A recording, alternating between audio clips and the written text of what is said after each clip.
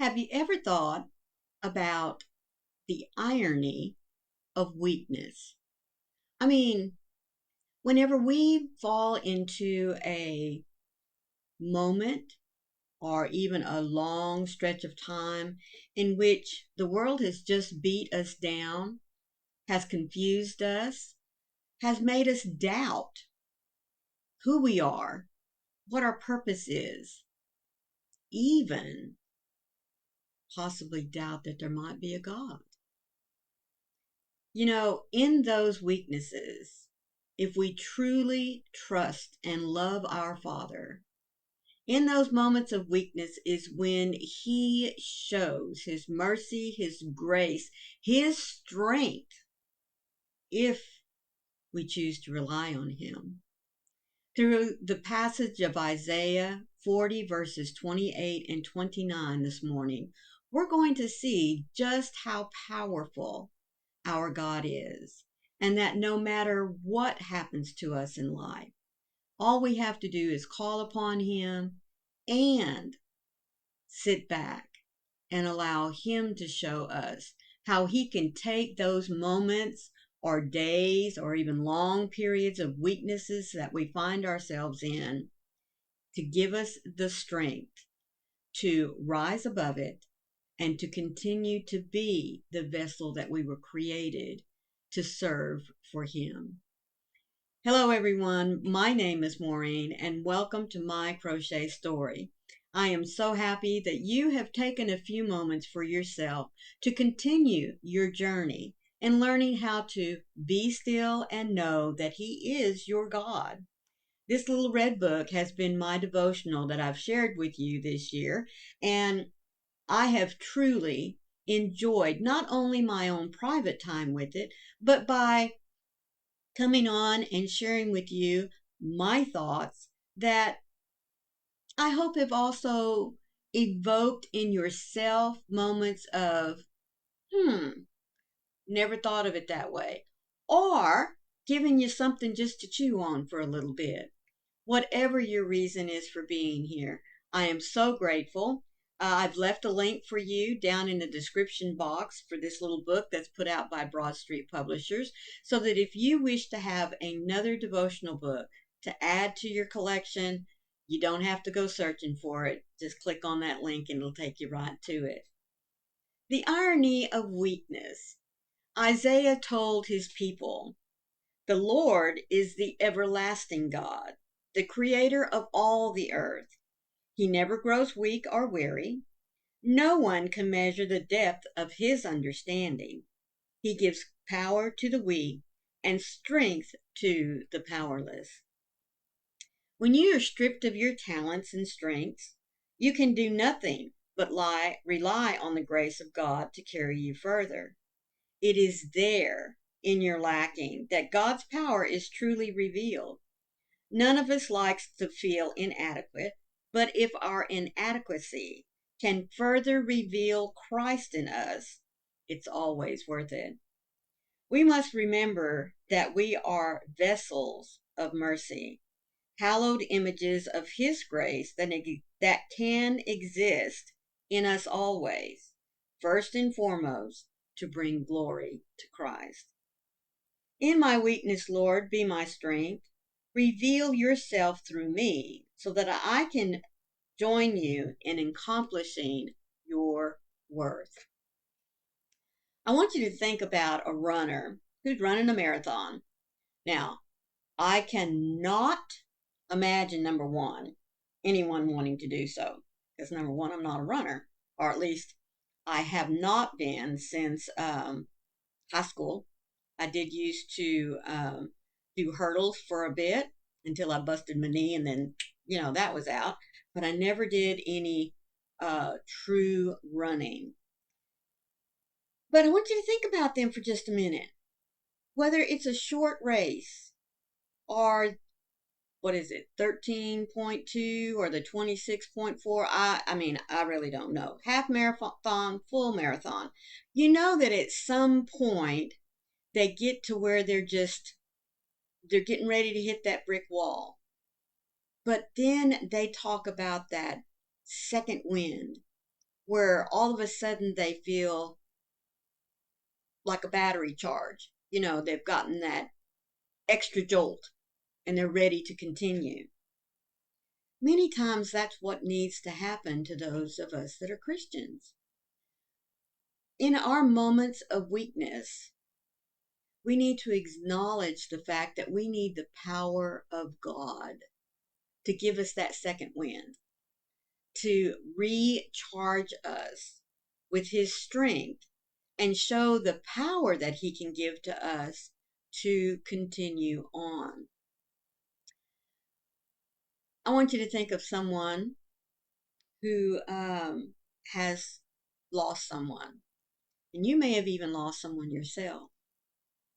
Those few weeks, months, possibly even years afterwards, that sense of loss never ever goes away, does it? But you know what? We do find the strength to go on.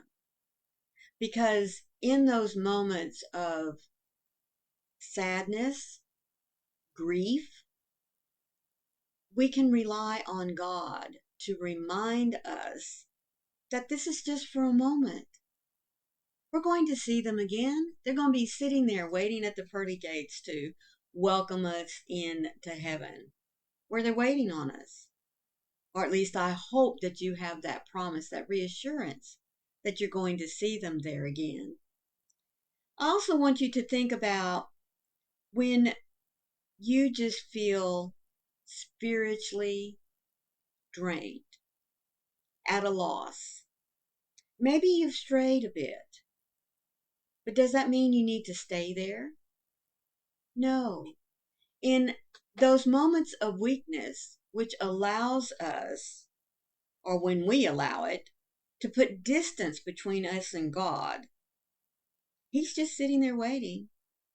He's waiting for us to acknowledge that we're at a loss, that we have allowed chaos to enter our lives and to pull us away from Him, to pull us away from His purpose for us, which, number one, is to be loved by Him.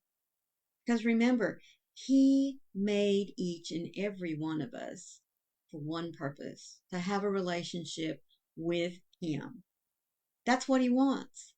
And so when we allow temptation to create us to become weak, and as I said, put that distance between Him and us, all we have to do is just stop a moment.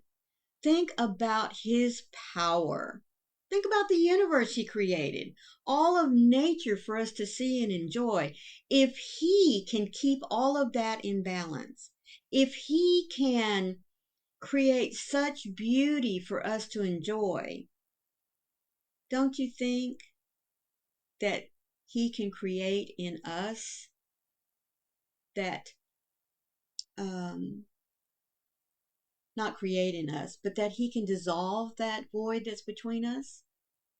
That He can fill it again with His presence when we acknowledge that that void is there, when we have allowed ourselves to become weak. I believe in those moments of weakness is when we gain our strongest connection with God, because it means that we need to rely on Him, to call on Him. I'm going to leave you with just this one thought.